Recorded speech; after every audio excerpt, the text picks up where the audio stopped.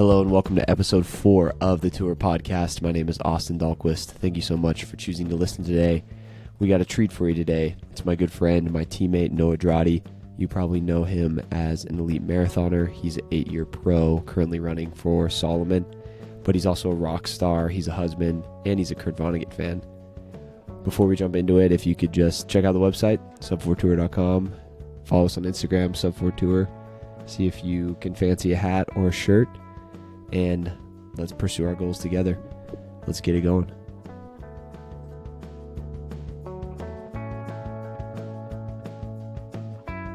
Can we see the guitars? Hello, everyone, and welcome. Sorry. Great. Hello, everyone, and welcome to the Tour Podcast, episode 4.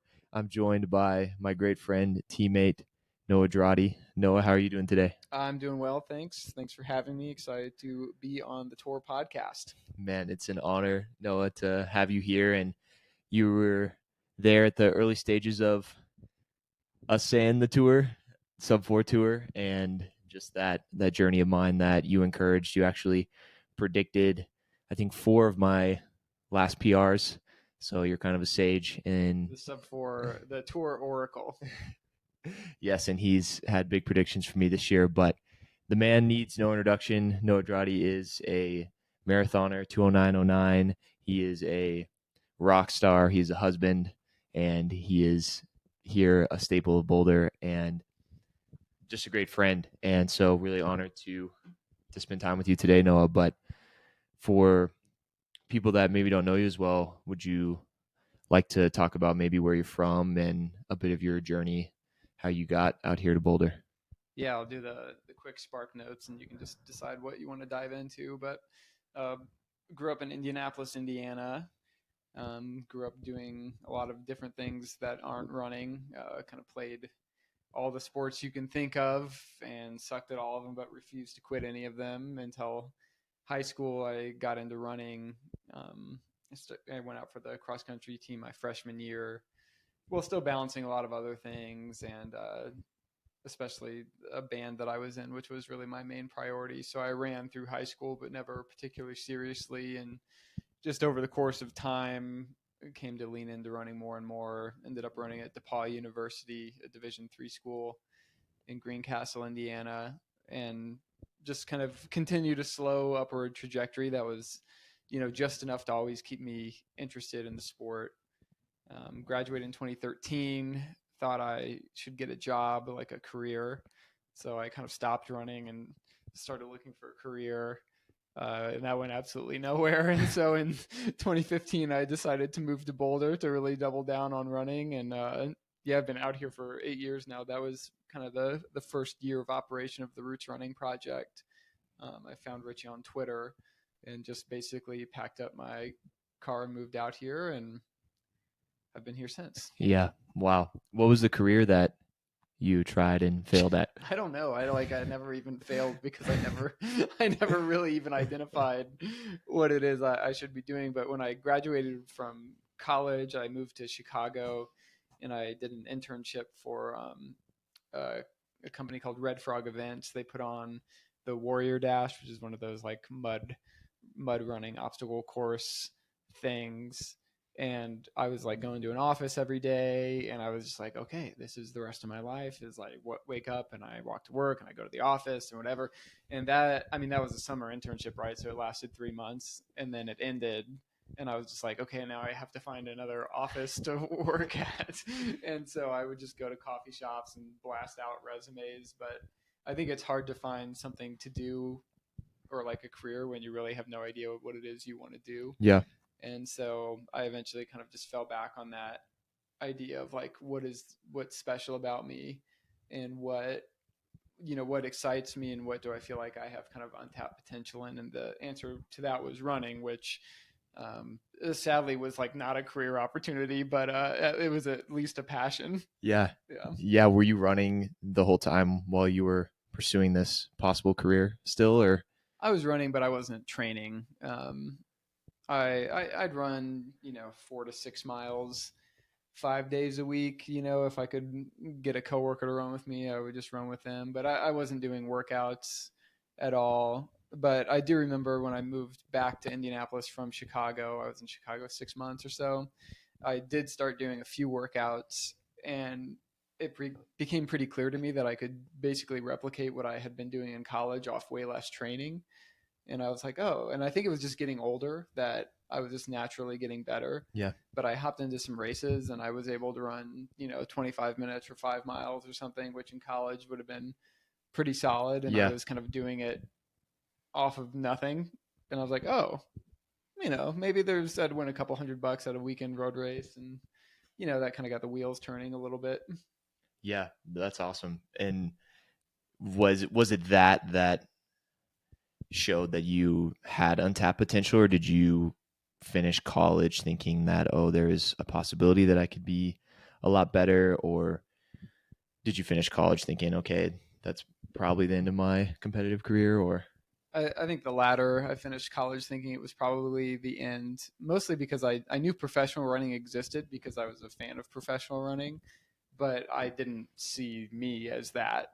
Um, and I didn't know that there was any avenue for somebody like me to become a professional runner. And so I remember pretty clearly, like my first run after I graduated from college, I ran 2 miles, and just to get outside. I remember coming home and I was like, that's the first run of my life that like didn't mean anything. Like I wasn't training for anything.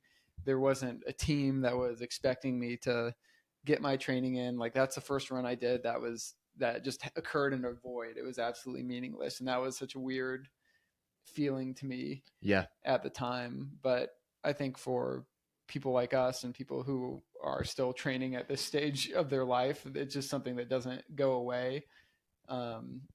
And eventually it just became my avenue to get out of Indiana and try something new and see something new. yeah, and that was the Boulder jump. Where did you go? I guess when you realized you had potential, you said you found Richie on Twitter, but were you reaching out to all kinds of other teams or possibilities?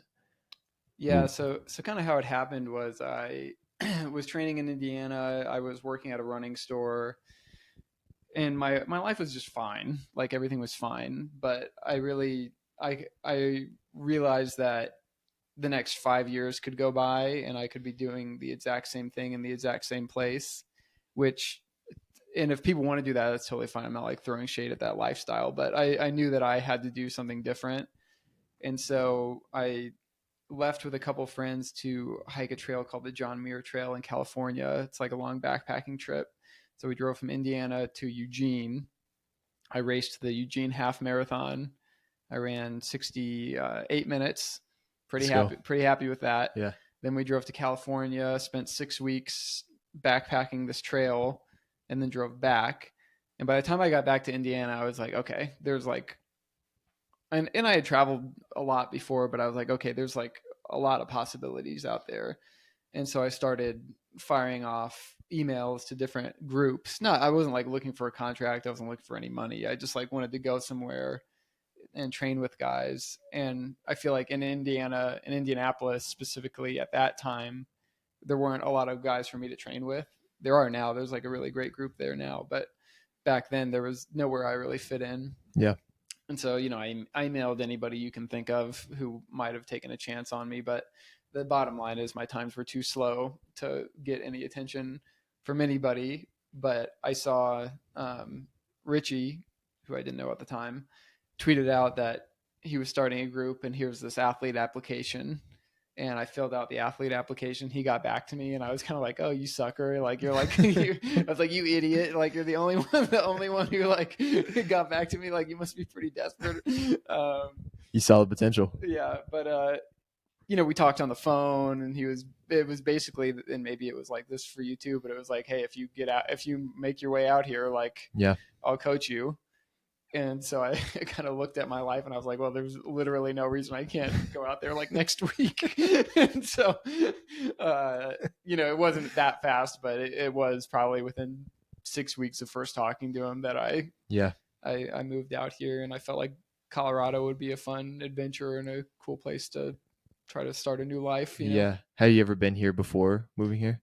I didn't think I had, but then when I got here, I realized that I had been through once before for a friend's wedding, and so yeah, I spent a few days here, but I didn't know anything about it. Yeah. Like Yeah. I found the first place I lived on Craigslist, and just Oh yeah. kind of went for it, and it worked out great actually. Yeah. I love that. When you were because you were successful in college, you were 10th at D3 Nationals in cross country, correct? I was ninth. Ninth. Let's go. And eighth. You can reference the All American posters. Let's go. Yes. Just over your shoulder there. Yeah. We are in Noah's guitar room / cycling room / I guess accolade room. Yeah. It's a sweet. Yeah, we got some All American certificates right here, and Emma, his wife, with some Toledo Hall of Fame And high school Hall of Fame. Yeah. Let's go. That's huge. And yeah, so you were successful in college and cross country. Were you All American on the track as well, or just cross No, country? Okay. I made one track national meet, but didn't go very well. Okay. And so when you're seeing success there, did you envision that, oh, maybe I could be really good or much better someday, or was it kind of just this is where I'm at and this is the pinnacle? I don't think I read too much into it. I think in my career I've always kind of like thrown myself into whatever pond it is, and then I've kind of been lucky enough to rise to the occasion, And so in college, it was Division III, but I got into that, upper whatever percent of D3, and I was pretty satisfied with that. But I knew that there was a whole nother world of, D1 athletics and stuff. And I do remember my senior year being like, oh, I could be the fifth guy on Oklahoma A&M's whatever. Yeah.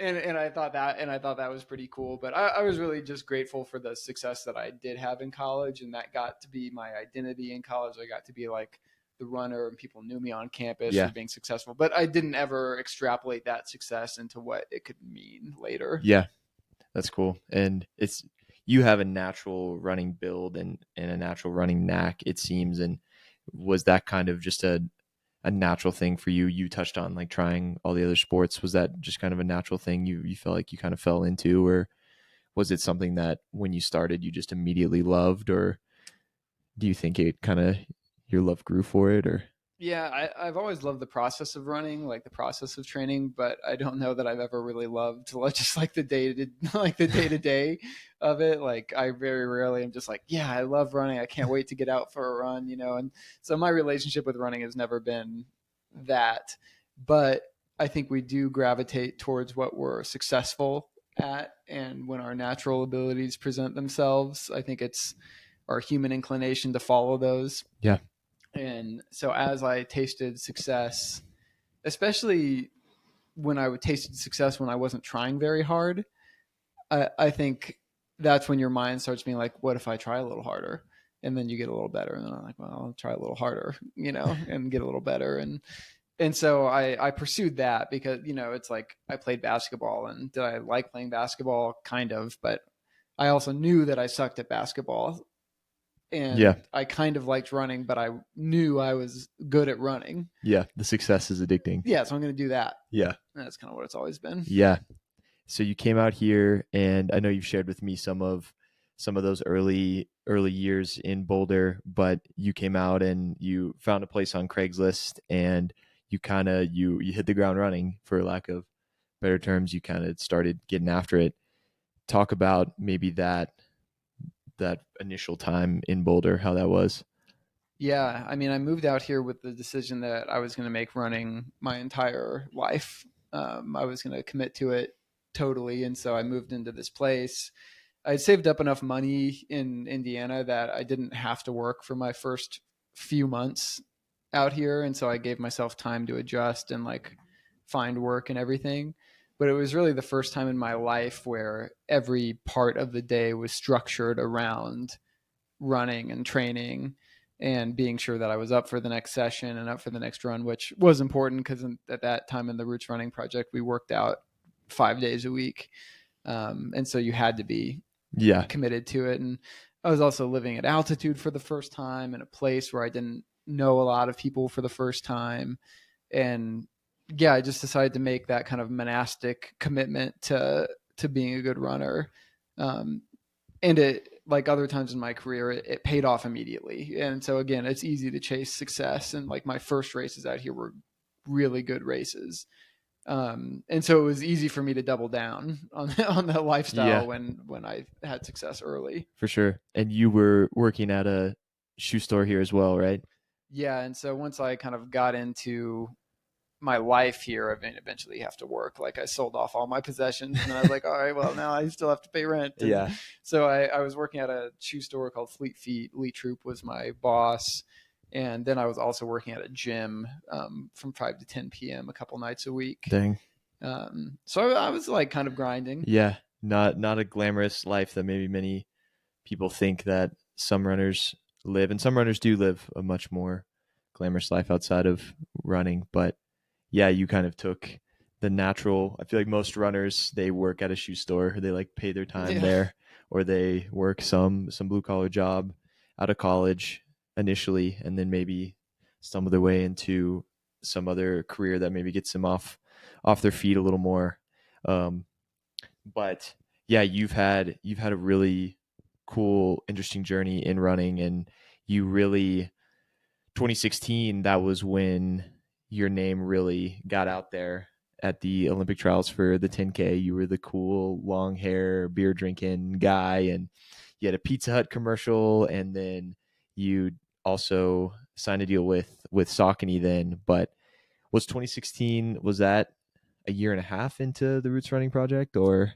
I moved out in November of 2015. Okay, so it was first full year. Yeah, so you really. And part of that was in 2017 too. So it was like 2016, 2017. So you really, saw some success early. Do you want to talk about maybe how that was from going from a good D3 runner but now all of a sudden you're racing the Olympic trials on the track and you're beating a bunch of pros, and then you're on the cusp of getting a contract, and then you eventually do. How was that in terms of just that rise, because that's a huge jump from like you said, running respectable times in college for the Division III level, but then to make that jump is, people are probably curious about how maybe that occurred. I don't think I thought about it very much. Like I think once I moved out here and kind of made the commitment that I made, and then I started going to these races with these guys who I had looked up to before, and I just realized that we're all doing the same thing, that I felt like I just had to compete with them. Kind of like what I said earlier, I've been pretty good in my career about just like, if I get into the right pond, like I'm going to try to become a big fish, Yeah. And so that's just kind of what I did. And I was definitely surprising myself with the times that I was running, but I also knew how I was training. Like I was breaking new ground and training every day. And so when I got to the races from the outside, people were just like, this guy came from nowhere. But like, they didn't realize what I was doing in college compared to like what I was doing in Colorado. I was living at altitude. I was 26, it's not like I was 22 right out of college. Like some time had passed. Like I was 26 years old. And so I was like, had a mature body, and I was just, if you put me on a start line, I was going to race whoever was there. Yeah. And that just resulted in, some top 10 finishes, some pretty fast times, getting to the track, off with a 28-22 10K, which you couldn't do now, but at the time I could. And, having still fast, but times have changed. But, and also just like, I think being able to go to the Olympic trials and have a terrible race, but still embrace the attention that came after it was kind of interesting. I think the most important thing in running is timing, right? Mm-hmm. And it just so happened that at that particular time, I happened to look the way I did. People thought it was cool. And so I just happened to be running fast and like be able to embrace the attention part of it too. Yeah.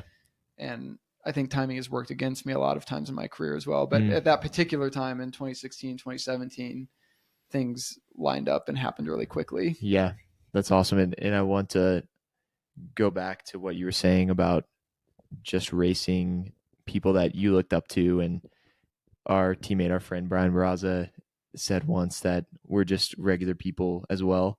And I think that's so good from the mental aspect, because running is so mental, in that we're the same people. We're out here working hard. Like, it's so easy to think that there's not a chance that you can beat someone that's run faster than you, or you make them seem like they're bigger than they are, but they're regular people, and they're going through things like you are, and they're they're trying just as hard as you are. And I kind of like that. In I feel like sometimes a guy mentality is like, I'm gonna just beat everybody, and sometimes it doesn't work out, like a male mentality in the sport. But it's easy to get intimidated too, especially when you're lining up at US championships.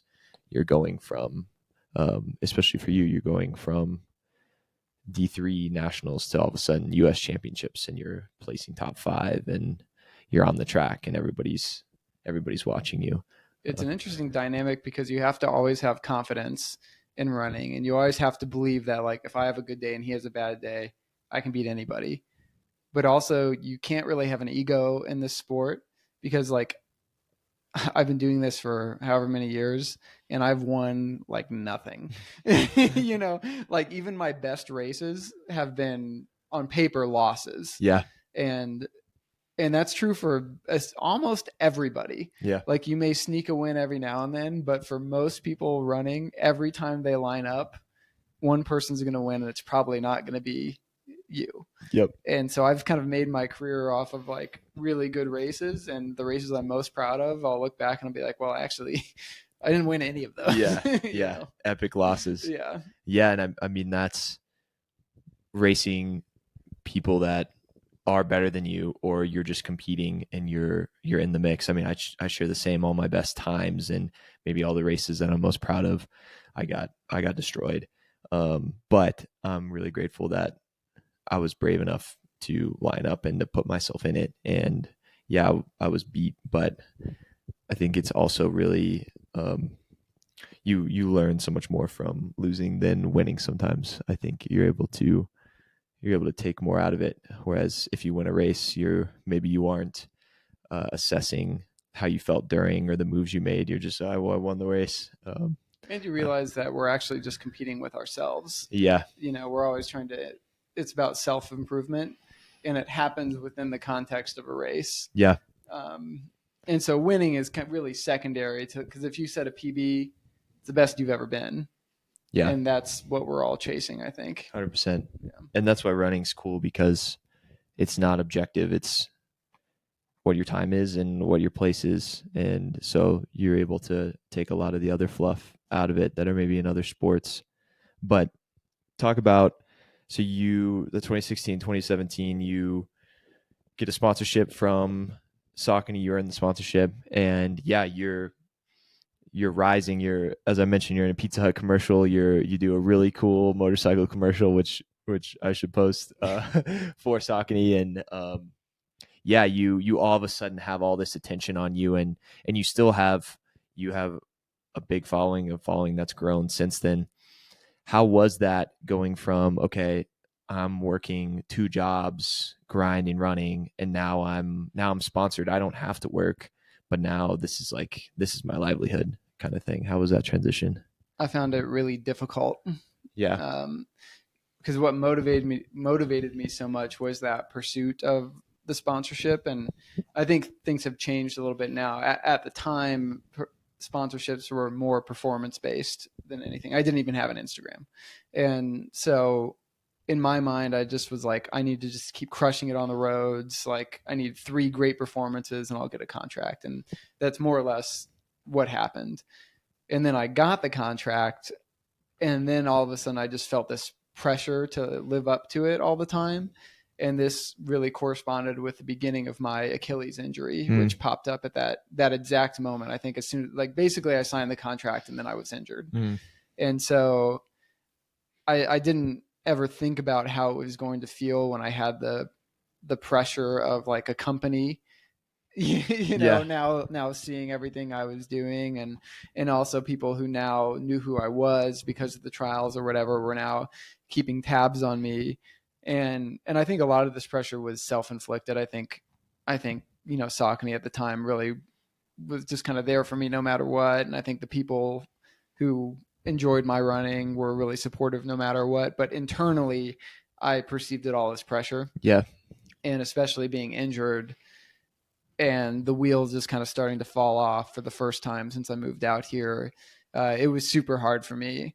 And there were definitely times where I was just like, I wish this contract would go away. Like, I don't want any of this anymore. Like, I just want to disappear and go back to like the hungry guy with a chip on his shoulder.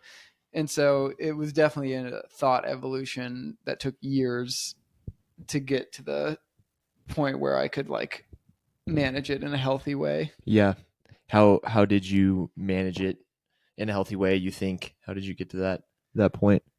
Yeah, it's still evolving, you know, but I think I eventually just had to view it as work. Yeah. And understand that with the commitment I've made to running, and now that my, you know, financial success is tied to running and I'm not working a traditional job anymore, like I have to view it as work and be able to do the work, leave the work at work, and kind of see it like that. Yeah. And that doesn't mean it can't still be a passion, but it just means that you have to compartmentalize it the way you would your job. Yeah. And I also had to zoom out, take a longer perspective on it, and be like, okay, well, if this season doesn't work out or I have a bad year, like I don't have an end date, you know, like I want to pursue this for as long as I can.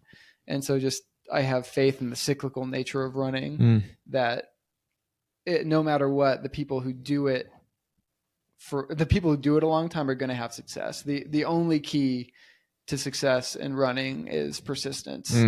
If you stick around long enough, like you will achieve what you want to achieve. But I've seen so many people just quit early. Yeah. And so recognizing that, and then just kind of putting running in a box and just being like, all I can do is what I can do. Yeah. I think is kind of what mentally got me through that time. But yeah, I mean, you could ask my wife Emma about it. Like that, I definitely would come home from runs sometimes, just be like, I think it's over for me. Like it felt like I was so close to just devastation at all times. Yeah.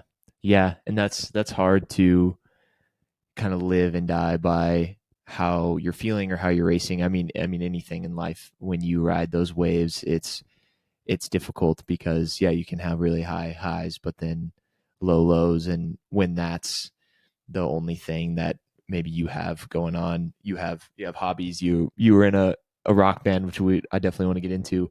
And you talked about that growing up, but when your main income source and how people view you as well, like you're the running guy, when it's going bad, then it's definitely understandable that it's easy to spiral. And I think that's something that maybe you can share that you enjoy about working outside of running. It's like, okay, my run's done. Now I got to do my job.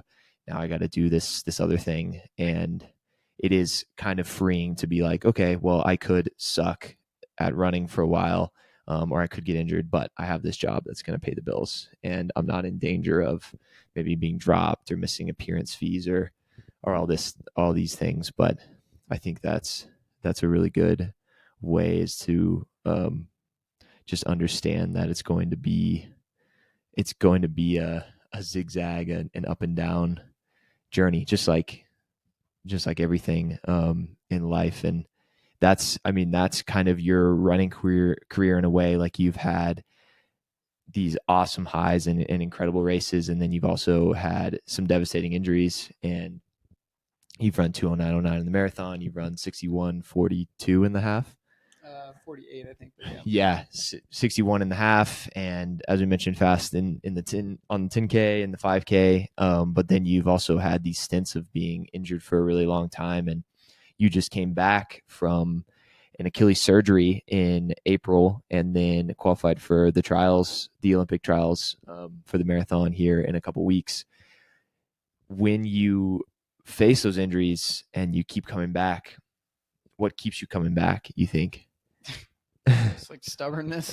I mean, like, again, like I mentioned before, the cyclical nature of running, like most of my performances have, peaks and valleys, right? They haven't all just been, it's not like I just had one streak of health and ran all my great races. Yeah. I've had to like wade through a bunch of shit kind of to get there. And so, I mean, the 209, that was my first race in a year. Yeah. And when I just ran 216 to hit the Olympic trials qualifier, that was my first race in a year. First marathon I'd finished in 3 years. And so I believe in my natural ability, and I know where I can get if my body gives me the opportunity to do consistent training. And I also know that every injury I've had is temporary. Um, obviously the Achilles required a surgical fix, and that was the first surgery I've had. But, if I do a just mental scan over my legs, every single piece of me has been fractured or bruised or like strained or pulled. I've had a lot of injuries. Yeah. But what you learn over having all those injuries is that all those injuries get better eventually. Yeah. And so if you're willing to endure the discomfort and the downtime, I believe I can run well. Yeah. And that's been borne out for me over and over again. Yeah. And that's seems to have produced, a lot of perseverance and patience in you, whereas it's easy to, and you saw me go through my sacrum break and some major issues as well. And I think it's easy to, when you have an injury, just like, man, I can't do anything for 6 weeks. Is it worth it? Or when you're coming back, it's just like super hard. And like when you were coming back this summer, like you were running, you were barely running, and then like it was hard to break 7-minute pace, and then before you knew it, you were back ripping with the top guys. But it's so hard to just like, okay, like here's another day of, I got 100 more where I'm gonna be like not feeling good at all. But I believe that gives you a unique mental edge in these races, where when things are firing, because you've been through hell in a sense, like a few times, that you're able to really kind of turn it on there on race day.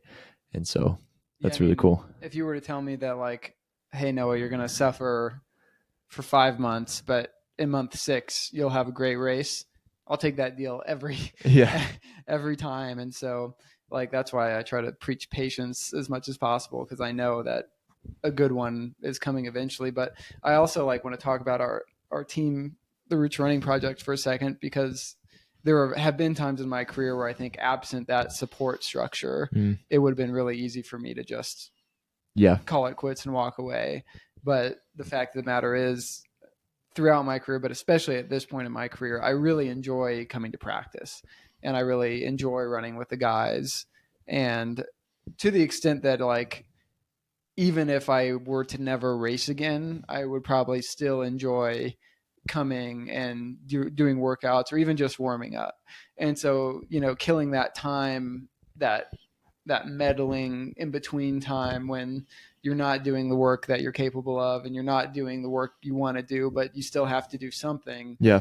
It makes it a lot more palatable to be like, well, at least I'm going to enjoy the setting that it's happening in. Yeah. And then you look back and you're like, whoa, 3 months just kind of went by, and I'm not really proud of like any of the workouts I did, but they've given me this platform to now start to have high level success. Yeah. And so I think that's really important, because I can say with 100% certainty, absent the support structure that you and I have here, I would have quit already a long time ago. Yeah. Yeah. I agree. And that's something that the tour, the brand, and I mean, my personal beliefs in community are so important. And I could not do this running thing at all without a team.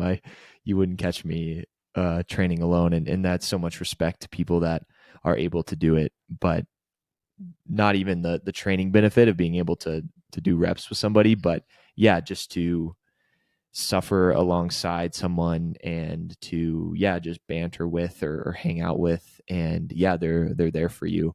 And that's something that they understand what you're going through too, because they've probably been through something similar.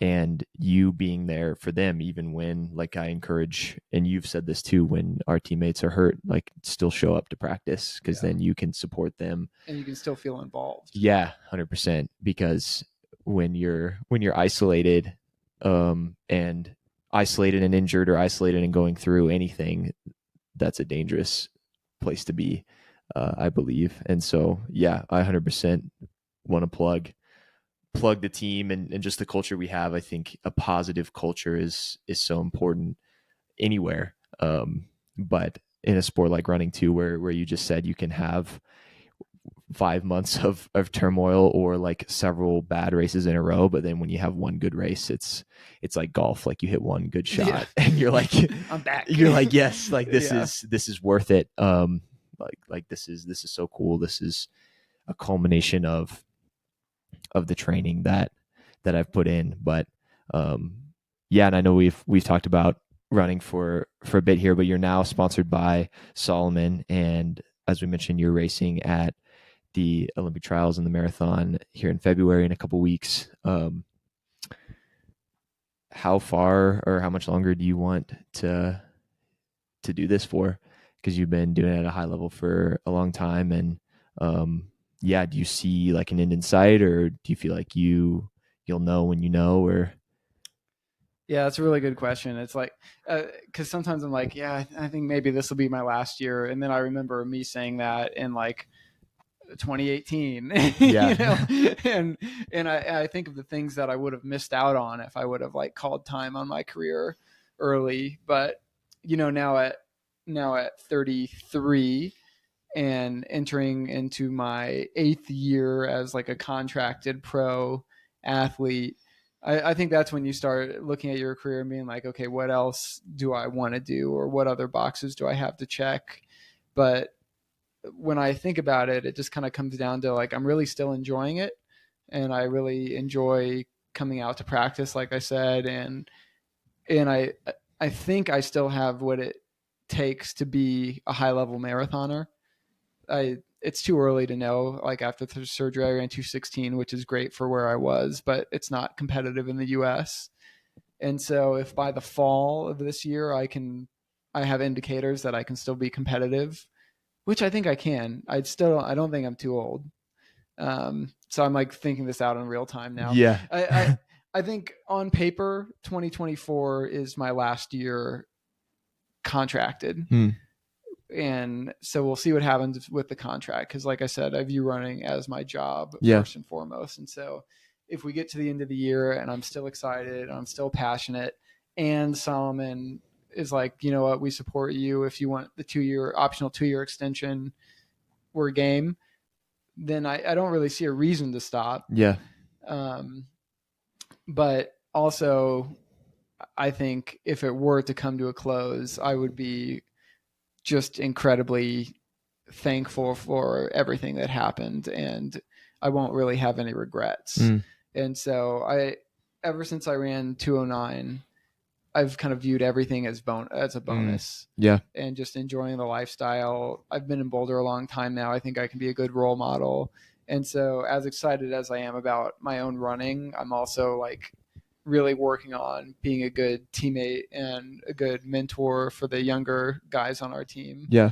Because I'm so much older than some of these guys. You know, I was running with Isaac today. He's probably like 22, you know, Yeah. So I'm a good decade older than some of these guys. And Yeah. so when I think about the end, it's kind of like, I'll know, but I don't feel a reason to call it prematurely. Yeah, for sure. And I think that's awesome. And if you're still excited about something or loving it, then do it. And I mean, you and I both probably know a lot of people that maybe stopped running earlier or stopped what they were doing. And to us, it's like, oh, why you have all this potential, but they just weren't enjoying it. And yeah, I think that's another thing with the tour, a main pillar in that.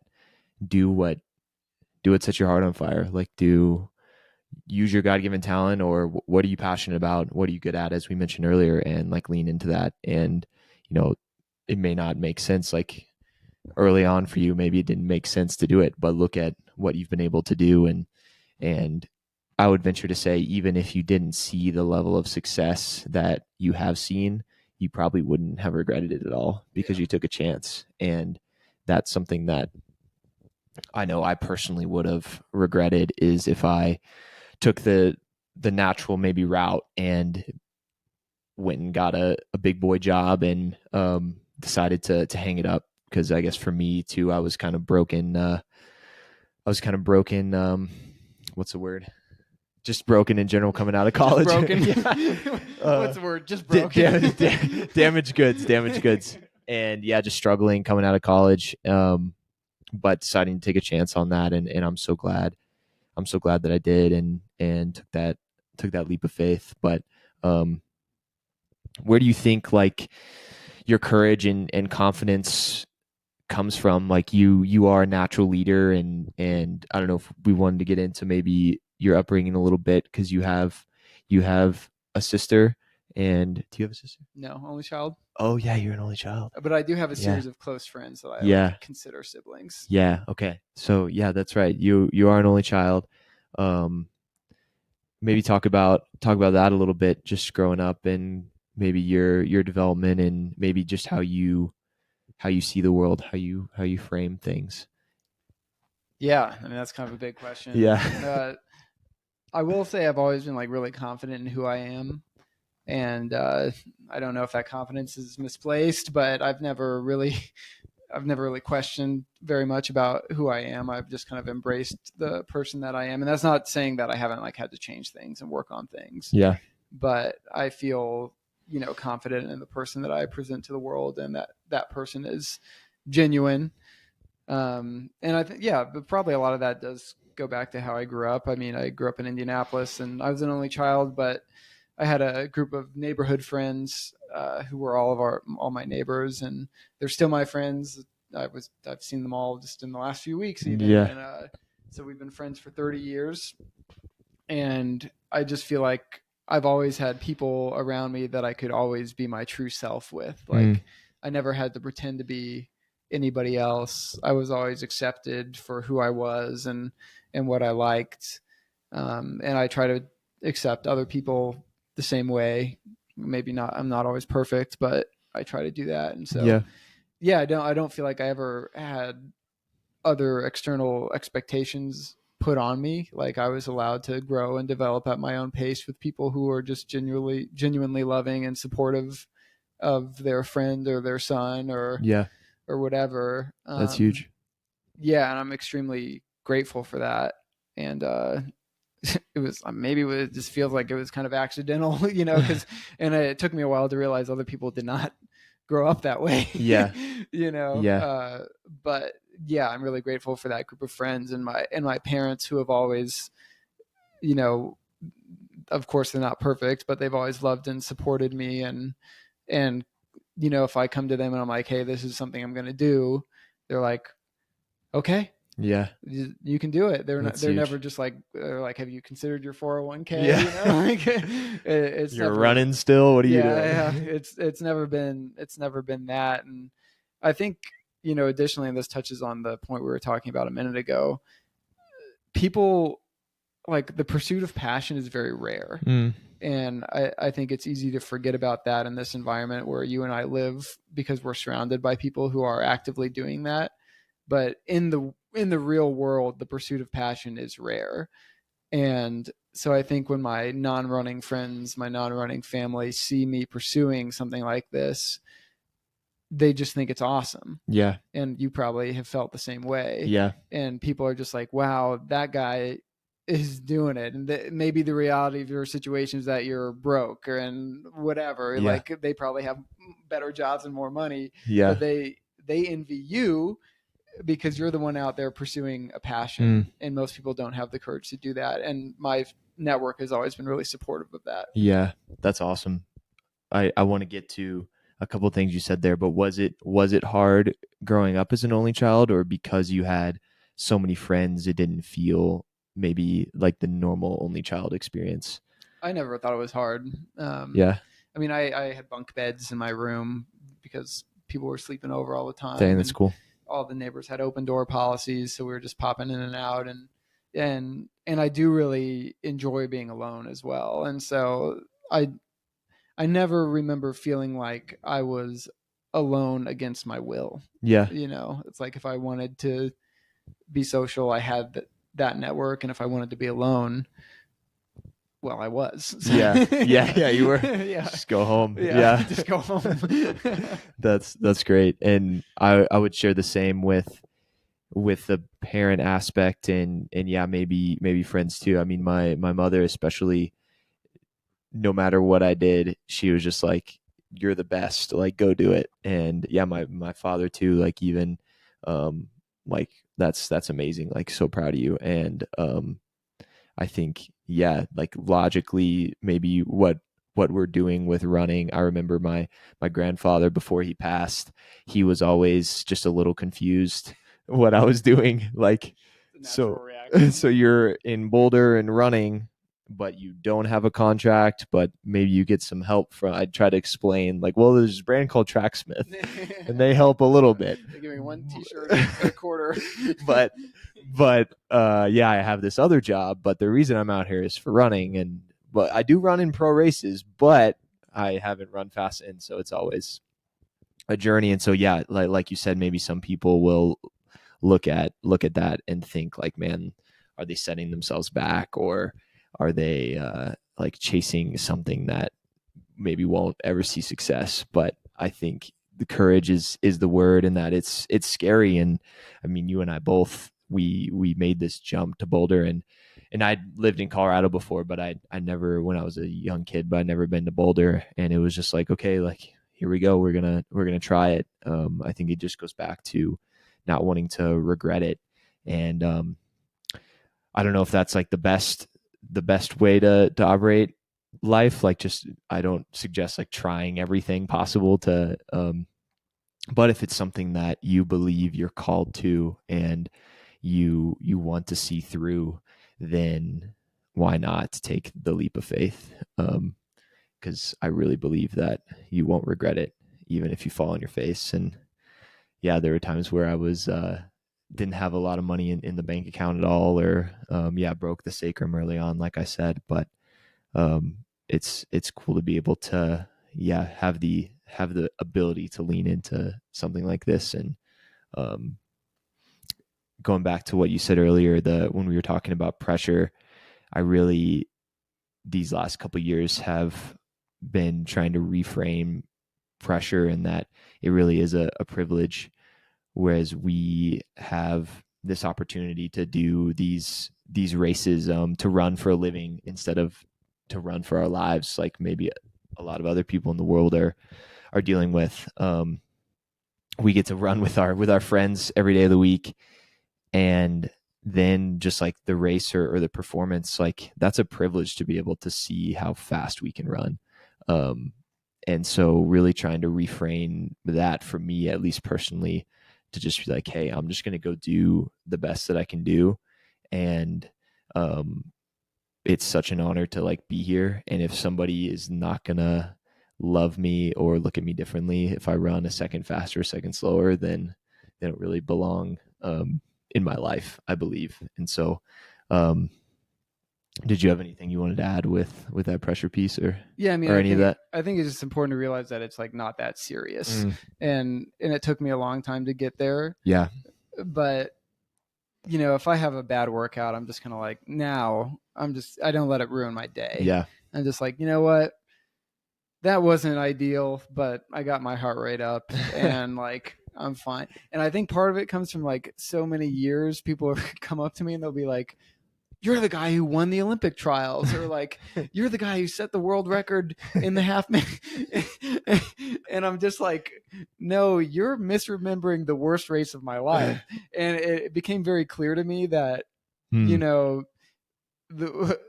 objective facts of races will be forgotten by everybody but me. Yeah. They mean something only to me, and everybody else will just, sorry, I'll silence my phone. No, you can't. Everybody else will just take what they want from it and kind of forget the rest. Yeah. And so when you realize that you're only doing it for you, it takes a lot of the pressure off. Yeah, And so when that's I good. see guys have workouts and they're just like, I'm like, how was it? They're like, oh, it fucking sucked. And I'm just like, I'm like, dude, literally nobody in the world cares about the workout you just had except for you. Yeah. And like, you'll have a good one in 3 days. Yeah.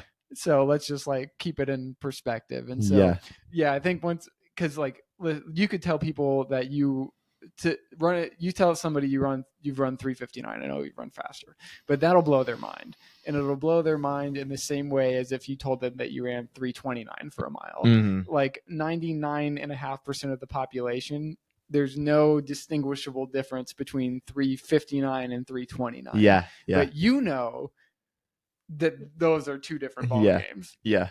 And I think once you realize that nobody has that same level of, discerning that you do, it makes it a lot easier. Yeah, that's great. Yeah, it is just running. It is just sport. And yeah, we make it out to be so much more complicated and so much more, I guess, dramatic than maybe it needs to be. And yeah, I think even for a more popular sport or more money filled sport like football or basketball, it's like you're just throwing a ball around or you're just putting a ball in a hoop. Like it's not that serious. And everybody will forget what happened. Yeah. 100%. And that's like, and you maybe think fondly back. I know for me, I think fondly back to college or high school. And sure, I guess I remember maybe my PRs, but only I remember my fastest times. But what I'll take away most from the Roots Running Project is the people that I got to meet and get to know and the places I got to go with those people, and the relationships that were built and the experiences are so much better than going and crushing a race or just crushing workout after workout over and over again. Yeah. And the teammates that I've had who are so maniacally focused on the result, they lose the way. And I think there are plenty of people I know who will look back on their post-collegiate running careers with like a distaste in their mouth because they didn't achieve what they wanted to achieve because they were just so, and then they were so hyper focused on the result that they missed all the other shit. Yeah. They were never open to having fun at practice. They were never open to building relationships. And so when they finish their career, they have nothing. Yeah. Because no one cares how fast you run. Like in the long term. Yeah. What matters is that the experience was worthwhile for you personally and the relationships you build. 100%. Yeah. And I think that's something that I personally dislike about running is that there's some folks in the running world that are really elitist, like, oh, I won't run with or hang out with people that aren't sub 4 milers or something. But running is a sport that literally basically everyone can do and should be like way more inclusive and way more, I guess, just connected than maybe it is sometimes. And obviously we're in a huge bubble here in Boulder, but it's easy to kind of get caught up in that elitism and in comparing to what the rest of the world is doing. Because this could be the best city in the world in terms of like year-round runners, which is, it's an honor to be a part of, but then it's also kind of easy to spiral into the comparison game sometimes. Yeah, I mean, especially nowadays, and when social media is so big, and something like Strava, where you can objectively see what people are doing. Like in a place like Boulder, somebody will always be having success. Yeah, and there are going to be periods when you're not, and so their success is in contrast to whatever you're doing. And if you let it, it can definitely drive you insane. And whoever's not having success, it's just like you don't think of those people because you don't see them. Yeah. And all you see is the people crushing it. And you're just like, wow, if I could only be that. Yeah. But like that'll never stop. Yeah. Everyone has their turn. Yeah. Yeah. And that's just a dangerous thing to play because everyone is on their own journey and everyone is a different athlete. If we're talking in that athlete sense, but you can't just one for one workouts or you can't just take one workout that someone does and think that that's what makes them an amazing runner. But changing gears, I wanted to talk about your better half a little bit. Emma, how did you guys meet, and how long have you been married, and now you're together here in Boulder? Yeah, great. She'll love this. Em and I met at the Houston Half Marathon Let's go. in 2017. I think 2017. We met on the athlete shuttle after the race that was taking us back to the airport, and so she kind of hopped in with the Boulder group because we were all flying together, and we went to have lunch at this like restaurant at the airport called the Breakfast Club, except all the C's were replaced with K's. It was like really bizarre. And like I had a couple drinks before I got on the bus, and so I was just like being, loud, and like I think we were just shouting office quotes back and forth. And anyway, so I remember like us all in the booth or whatever and just having a nice time. And I was like, I hadn't been in Boulder long enough to necessarily know who all lived there and who didn't. And so I was like, oh, she's, this girl's cute, and I'm looking forward to connecting with her or whatever. But then they called for a flight, boarding a flight to Seattle, and she got up and said she had to go. And I was like, oh, she lives in Seattle. Like, I'll never see her again. Yeah. And nice knowing you. And didn't think much of it. But, at some point after that, she reached out on Facebook and said that she was driving from Seattle, where she lived, back to Ohio, where she grew up, and she was going to stop in Colorado to see a couple of her best friends. Like, would I want to get together for lunch or whatever? And we went for a run that day, went and got like some brunch afterwards. And then for the next however many months, we just had kind of a phone relationship. And so we just kept in touch and talked on the phone. And eventually she decided to make a change in her life. She moved to Denver with those good friends she was visiting before, and we just kind of started dating. Yeah. And that was kind of it. We've been married for, we're in our third year. Yeah. That's awesome. That's so cool. And yeah, now she's a teacher. She's an administrator now. Yeah, let's go. School, yeah. Yeah, and elite runner herself. And you guys have a dog named Jack. New dog, Jack, who is a what kind of breed is he? He's a greyhound. Let's go. Retired racing greyhound. Let's go. And yeah, Emma and Noah are an amazing married couple, and Kara and I look up to them as friends. A pro marriage podcast. Very, very pro marriage. Very pro marriage. Noah and I are super pro marriage on the Roots Running Project. So we've referenced the guitar. You were in a rock band. I went to one show. I got COVID, but it was worth it. It was the first time I've ever mosh pit, and it was amazing.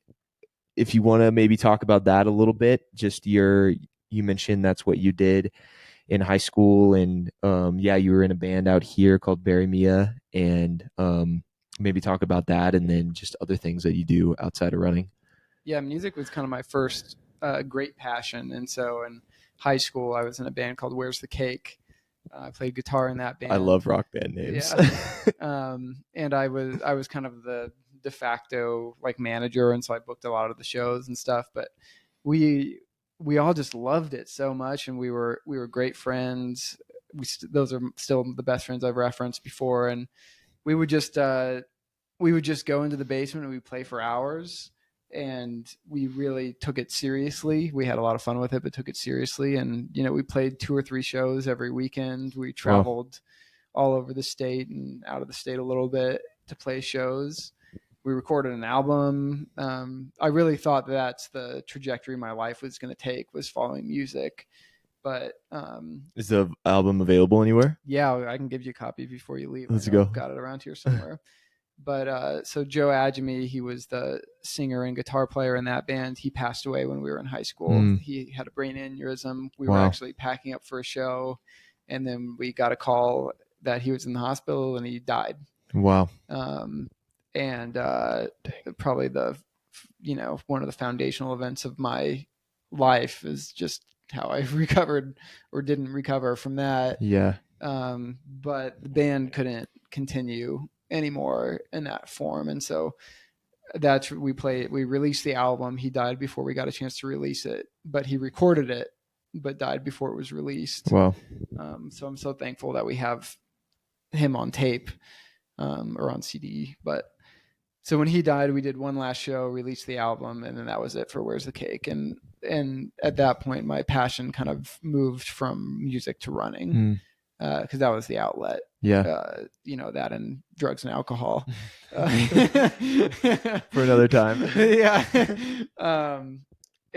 But I kind of left music more or less behind from then until 2020 out here, when my massage therapist Marcus is a drummer for Barry Mia. They needed a guitar player. It seemed like a good fit, and I kind of got back into it, and I really loved it.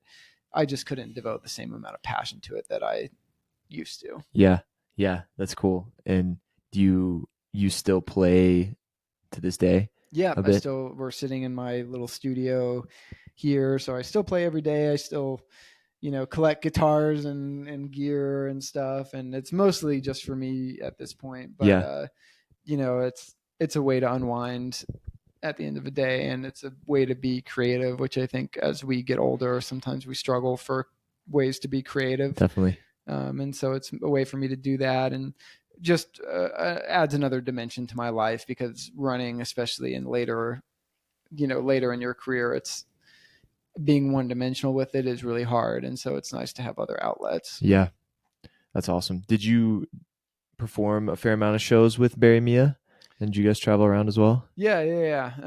Not as much as I played when I was in high school, but yeah, I'd say every few weeks. Yeah, we were playing some bar in Denver. Yeah, which was great. It just, like, as you can imagine, the lifestyle does not line up with running very well. And so it started as a COVID project, but then when I was getting really seriously back into running, it's just, you might not go on stage until 10 o'clock. Like, there's a drinking culture that comes with playing in rock bands. You're not going to get home until 2. It just didn't work. And, I loved doing it. And, who knows, maybe I'll do it again someday. It's like, like an oldies punk rock band or something.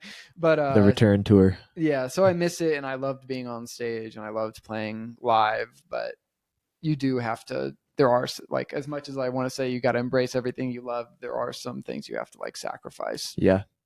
What was your favorite part about performing? Or just being in a band in general? Maybe it isn't performing. Well, performing, I just loved the energy of it. I loved that I could get on stage and just kind of jump around and go crazy and have fun. And that's what you're supposed to do. And that energy translates to the audience, and it comes back to you.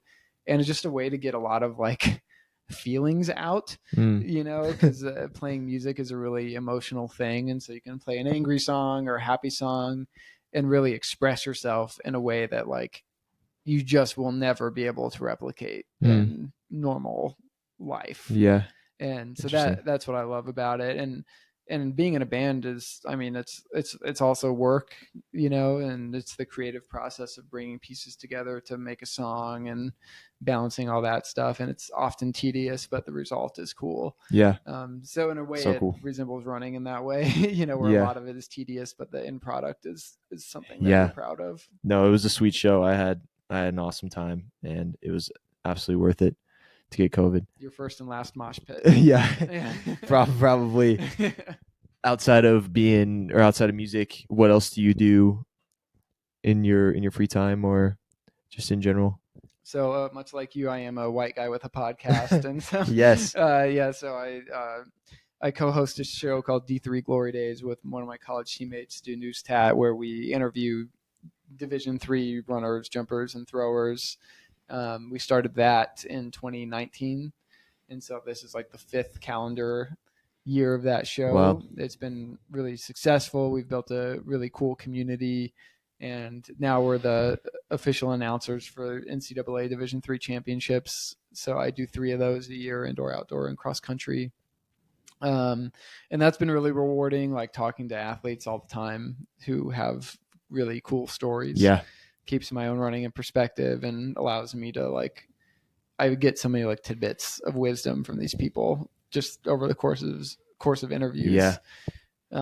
So that occupies a lot of my time too. And then, outside of music and the show, it's just kind of normal husband, house, dog, dad Yeah. stuff, and Make sure you're sleeping and eating. yeah, and then you just kind of take the monotony of life fills in all the other gaps. But Yeah. I'm grateful to have some creative outlets for sure. Yeah, that's awesome. And yeah, wanted to make sure and plug D3 Glory Days because it's an incredible podcast that you host, and I really enjoyed listening to it and hearing stories and how you eloquently ask questions and present things. And I knew I would never be able to be on it because of all the money I got in college, because of your past, because of my talent, and so I knew I needed to have you on this podcast. But yeah, it's super cool to hear those stories and a lot of them different from mine because my own story, I was very blessed with that natural ability early on and able golden to parachute of talent. Yeah, and able to just go straight to a university that Arkansas was such a blessing in the resources that they provided, and it's humbling and cool to hear different stories, and we're at the same place, but we had a radically different background in it. And I remember our coach too was telling us early on, like, it's actually easier for a Division 3 or Division 2 athlete to kind of run post collegiately, because as a D1 guy, I'm used to, okay, I have a massage this day every week, I have a chiro this day, I stay at the nicest hotels, and I get all this money, all this per diem. But now, if I don't have a contract right out of college and I don't have all this extra money, it's like, okay, what's going on here? All this costs money. Yeah, like I moved out here, I was sleeping on the floor, like literally on the floor, and I was just like, this is not so bad. At least I have a good group to run with. Yeah, and I'm out here wondering, when's my massage, and I have to cook meals for myself, and because even meals that we didn't have cooked for us, we were given money outside of that to go get meals. So I literally didn't cook for myself for many years. But that's a story for another time. But another thing, I know we've been going for a while. Maybe a couple fun things. You and I kind of share a love for Kurt Vonnegut, fellow Indianapolis, Indiana man. Is there and I believe is it your Twitter or Instagram bio? Everything was beautiful. Yeah, that's Instagram, I think. Yeah. Do you want to maybe just talk briefly about Vonnegut? Yeah, I mean, Kurt Vonnegut has been a kind of foundational author for me, and I think I really align with how he sees the world, and I'm not a person of faith in the way that you are, but I really feel like the way he sees the world is kind of everything is connected to some extent, and really we're just kind of here to be kind to each other, and it's maybe a lot more simple than we build it up to be in our own minds. Like we're all just a very small part of something that is very big. Yeah. And I think Kurt Vonnegut sees the world that way, and he also, having been in World War II, has seen the worst that humanity can do to itself, and came out the other side just really believing in like simple acts of kindness and just trying to be a good person. Yeah. Which he wasn't always. Yeah. But it's something to shoot for, and I think that's kind of like what I take away from a lot of his work. And that quote specifically, like, you want to like live a life where it's not absent pain and suffering, but at the end of it, you can look back on it and just be like, everything was beautiful and nothing hurt, because everything meant something. Yeah. Oh, that's so good. Yeah. And I share, my sister and I, and you share love for Vonnegut. I think he's my favorite, maybe, what's the word? Non-believer author. And I appreciate his perspective. I think, definitely cynical, but he, like you said, went through a lot. He literally was underground when the city above him was firebombed. Yeah. And so that's pretty wild. And I love that quote. And so it goes to, which he says a lot in a lot of his books, has an element of wonder and maybe whimsy to it, but also just kind of life continues on, and amidst all of this brokenness, and there are beautiful elements to it, of course, and always. But I think the last question we can get to it, that I ask every guest on the podcast, is, what is a quirky element of a future home that you would love to have? Oh. And the my answer is an indoor basketball court. Yeah. So something that's kind of not normal for a home.